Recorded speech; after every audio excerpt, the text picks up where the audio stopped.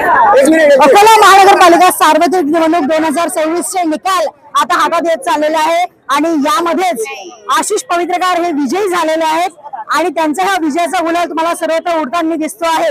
चष्मा जरी नवीन असला तरी दृष्टिकोन मात्र तोच आहे। जाणून घेऊया की सध्या त्यांच्या मनात काय आहे। काय सांगाल, आजच्या विजयाचं श्रेय कोणाला देत आहे?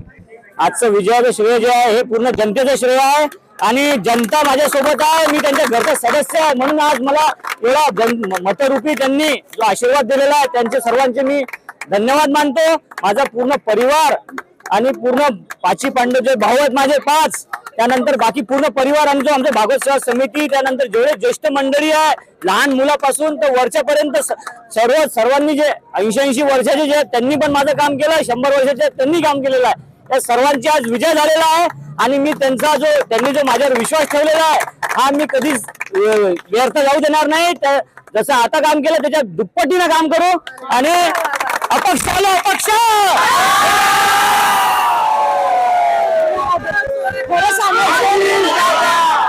आली रे आली, आता तुझी बारी आहे।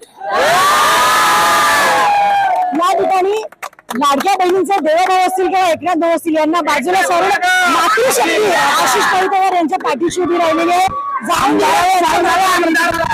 काय सांग, आजचा विजय हा पूर्ण जनतेचा विजय आहे आणि विशेष म्हणजे आमच्या द्वारका नगरीचा आमच्या जनतेचं भूषण म्हणजे आशिष पवित्रकार लोकप्रिय नगरसेवक आहे, ज्याच्याशिवाय आम्ही राहू शकत नाही असा आमचा आशिष दादा आहे।